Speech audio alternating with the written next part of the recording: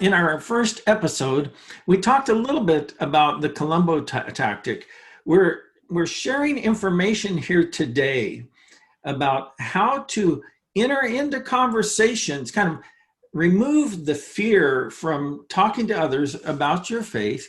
And the way that you do that is by having some tools in your toolbox that will help you to share your thoughts with others in such a way that you will never, ever have to fear again having a conversation with somebody when you know some simple tactics to use.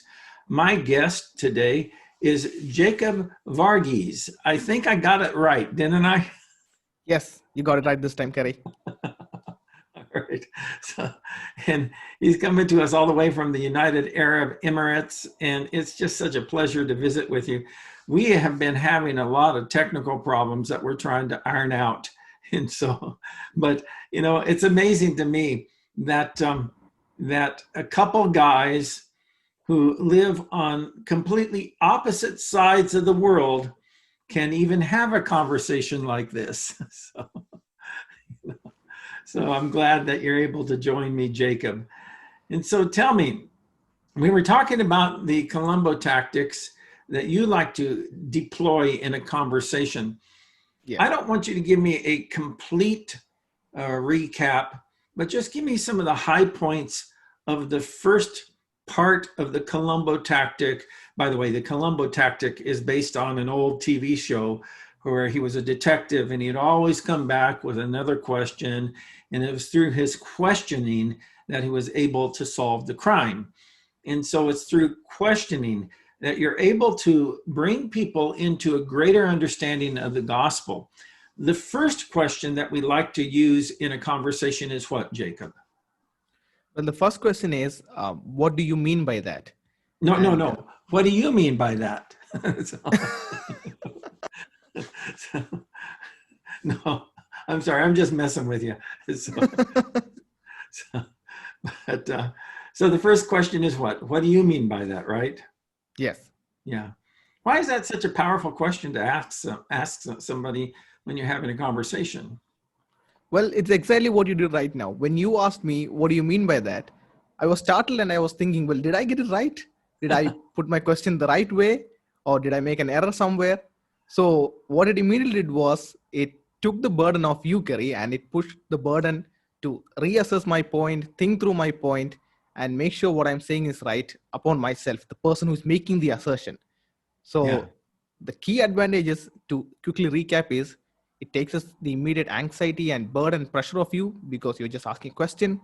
It engages you in the conversation in a very cordial manner, and it enables the other person to clarify their point. And finally, it helps you to better understand what the other person is asserting or arguing for. Great. And so the first question to kind of always carry around in your hip pocket to remember when you're talking with somebody, when you're sharing your faith with somebody, and they start asking you a bunch of questions or they start coming at you with assertions, that the first question to remember is, what do you mean by that?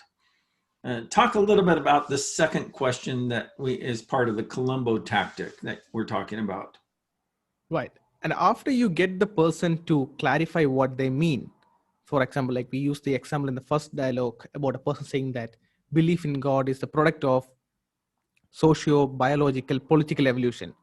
Once you get them to clarify what they actually mean, the next question is where you actually shift the burden of proof completely onto the person who is making the assertion or the argumentation. And that question is, how did you come to that conclusion? Now, like I said earlier, you can ask this question in different formats. You can ask, well, how did you reach that point? What made you think so? Why are you convinced that is the case? In any way, whether your conversation What is are your casual. reasons for believing in that? Exactly. So it all depends, like I said, it's all about conversation. So what is the style of your conversation with the other person? Is it casual? Is it very formal? And you can place the question in that manner. But the gist of the question is, how did that person come to that conclusion? So like you said, what is your reasons for making that claim? We are asking the person to substantiate, to validate, to give reasons for why they think what they think. And that's basically what that question does in those few words.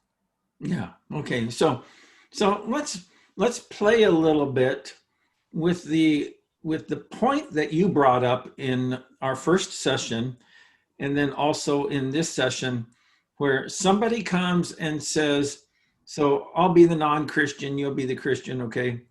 And I'll say to you, the only reason why, Jacob, that you're a Christian is because you were raised like that in a with Christian parents, and that you were taught that from an early time in your youth. Right. So, Kerry, you say that. Can you clarify what you actually meant? Because I would like to better understand what you're meaning there before I advance in the conversation. So, if you can just clarify what you actually meant by my me being influenced by my upbringing, that will be of much help to me. Okay, it's simple as this: is that so suppose somebody is raised in Saudi Arabia. Most likely, they're going to be a Muslim. Suppose somebody is raised in Israel. Most likely, they're going to be Jewish. Suppose somebody is raised in Thailand. Most likely, they're going to be Buddhist. So it seems to me that the beliefs that a person has is largely based on your social, your family and cultural surroundings. Okay, so I get your point. So let me ask you another question. Maybe I Okay. can better understand your point. So where do you think your position about people believing certain things because because of their upbringing in certain culture places the truth validity or the truthfulness of their belief? Like, if I am brought up in a Christian family and I believe Christianity to be true, does that make my belief false just because I'm brought up in that culture, or is it independent of my upbringing? What is your take? Well, all I know is this: is that people have different religious ideas, and it seems that people reflect the the family that they were raised in, and the culture that they grew up in, and it just doesn't seem possible to me that when we start talking about truth, that there's any way to prove what's true with respect to what people believe about God. Right. So let me ask you another clarifying point. Do you think this applies only to religious beliefs or to all truth claims? Well, I haven't really thought about it that much. I definitely know it applies to religious beliefs. I definitely know that it applies to typically political beliefs, and it definitely applies to many people's moral claims. Right. So since you haven't thought about it that much, I guess I can let you figure that out. But let's pull off this conversation with two questions. Are you fine with that? Sure, sure, sure. Okay. So my first question that I'm trying to figure out is, if I am brought up in a household where I am taught that the earth is a sphere, and I am taught that the earth is a sphere by fairy tale stories, does that make my knowledge or my belief that the earth is a sphere false? Yeah, yeah. Well, I've never thought of it that way before, Jacob, to tell you the truth. And so that I guess maybe I would ask you the question: how did you come to that conclusion? so, but so I get the point. And just by instead of arguing with somebody, that that being prepared to come back with just some simple questions to ask them to to clarify what they mean and to Yes. clarify how they came to that conclusion. Is that correct? Yes. And even right now in our mock interaction, I think it's clear to the audience that you haven't shifted off your faith for the last couple of minutes. Um, so just a mock interaction. Maybe the audience might have gone bewildered for a moment. Even in our mock interaction, when I was asking you, can I ask you another question? Do you mind if I ask so? Those few seconds, those were very valuable seconds, because those were enabling me to calibrate my questions in the best way. Because I don't want to go on a lecture towards you. I don't want to dump everything on you. And most non-believers feel it so. When believers start lecturing on them, they feel bored and they feel like this is an arrogant Christian lecturing me. So I want to deliver what I want to deliver in under 10 seconds. That's what I'm looking at. So that questions, in the meantime, when I ask, well, can I ask you this? Can I do so? When I ask those points, I'm taking those few valuable seconds to calibrate my question, to deliver my questions in under 10 seconds. So it is giving me time, it is making me look cordial, and it is also giving me huge headway into the conversation and putting me in the driver's seat, because now I am deciding where the conversation is going. Do I want the person in the conversation to defend his view? Do I want the person in the conversation to clarify his position, or talk about religion, or talk about the whole concept of truth? I'm getting in the control seat, the driver's seat of the conversation. So through questions, just all of that. Yeah. So those two questions are, what do you mean by that? And how did you come to that conclusion? Or give me some reasons that that would support your position, right? Right. Yeah. You know, I do want to make one observation, because I agree that having knowing these tactics can go a long way to help advance the conversation in a non-confrontational way. But I want to point out something that maybe the viewer didn't see, and that's when you were responding to me with your questions, is that you did have some background knowledge, because you knew enough that that when somebody claims that religion is just a product of social conditioning, you knew enough that that's the time that you need to move the conversation from social conditioning to asking them questions about truth. Right. No. And so there are a few things that certainly it's true that knowing to ask these particular questions can work in almost any conversation. Yes.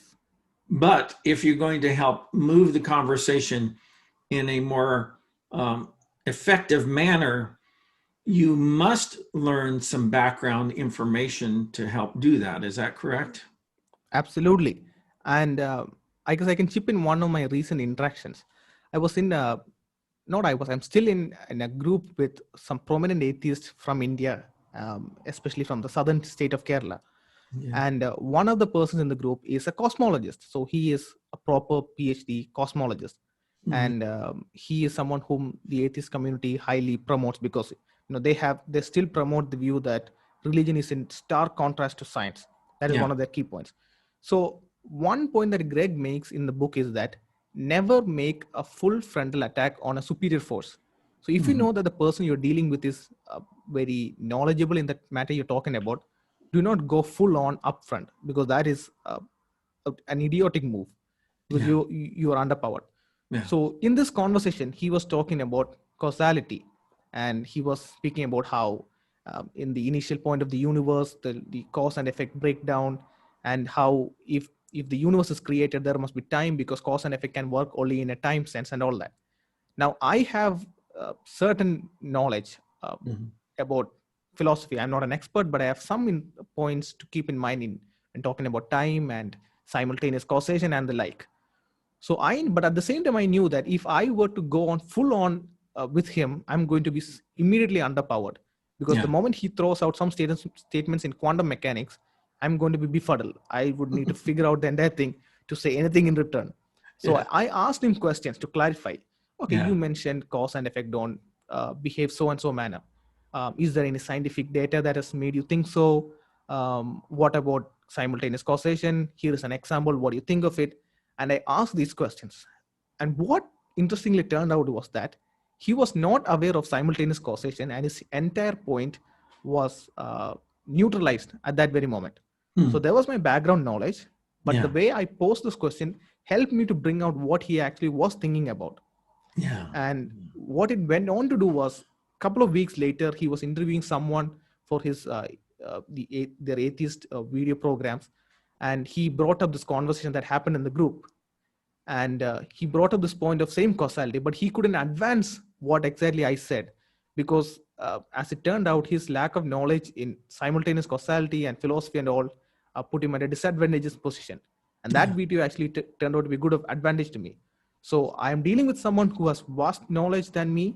I have some background knowledge, but the way I posed the questions and started the conversation helped me to understand and reveal his weaknesses in his argumentation and attack it. So I told him towards the end of the conversation, hey, I don't know much about this, so I'm just asking you some questions. Are you fine with that? And that's how the conversation concluded. So I think that would be a valuable example to our audience on dealing with that point. Yeah, I agree with you 100%. It was very helpful for you to have that background knowledge. I want to maybe give a word of encouragement to just really an abject beginner, somebody who's just starting off, because simultaneous causation, they may be thinking that, oh, I'll never be able to be as smart as Jacob on this, but the fact of the matter is that we don't have to be as smart as somebody else, right, to learn how to have more effective conversations. And one thing that I've learned, because I've talked with a lot of people along the way about my faith, and a lot of times I was not effective in talking to them.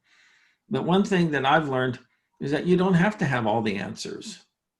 Right. Is that you can always say, I find that this, and I don't know if this is in Greg Koukl's tactics or not, but you can always say, that's a wonderful point, and I just don't know what to say about that.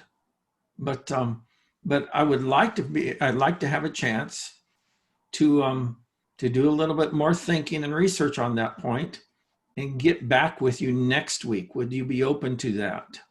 And so buy yourself some time. Well, that is uncanny, Kerry, because that is there in his book. That is one of the points he says about getting out of the hot seat. Yeah. Okay. And then make sure you have a few smart people that Right. like Jacob or someone else that you can, it's like that old game show, Phone a Friend, Yes. Who wants to be a millionaire? Yeah. And so, phone a friend and say, I was talking to somebody the other day and they asked me this question I don't know the answer to. Help me to know how to have a conversation with them about that. And so get your information there again.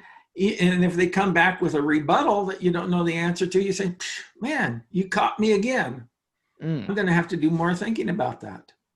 And that, is it okay if I spend a little bit more time, and we'll circle back to that again next week? So, the good thing about phoning a friend is that this is not a game show. This is real life. And if you're congenial and likable and not rude or arrogant in dealing with the other person, that you can come back again and again and again, as long as they'll let you. Yes, and have additional conversations. That has happened. Just circling back to one more example that has really struck me is within the same WhatsApp group conversation, there was a man, he said he's 55 years old. We were talking about morality. He said there has never been any new arguments presented in the defense of objective moral values and God being the foundation since his age of 9. So he's saying from the age of 9 to 55, he has not heard any new argumentation. So I entered into a conversation when with these two questions, clarifying back and forth. And he later on said to me, well, I really enjoy conversing with you, Jacob, because you are straightforward, you are not deceitful, you ask honest questions, and in fact, you are making me think points that I have not thought ever. That's so great. A person who started off by saying there is nothing new under the sun when it comes to objective morality argumentation is now saying, oh, there are far more things that I didn't think of, and thank you for helping me walk through it.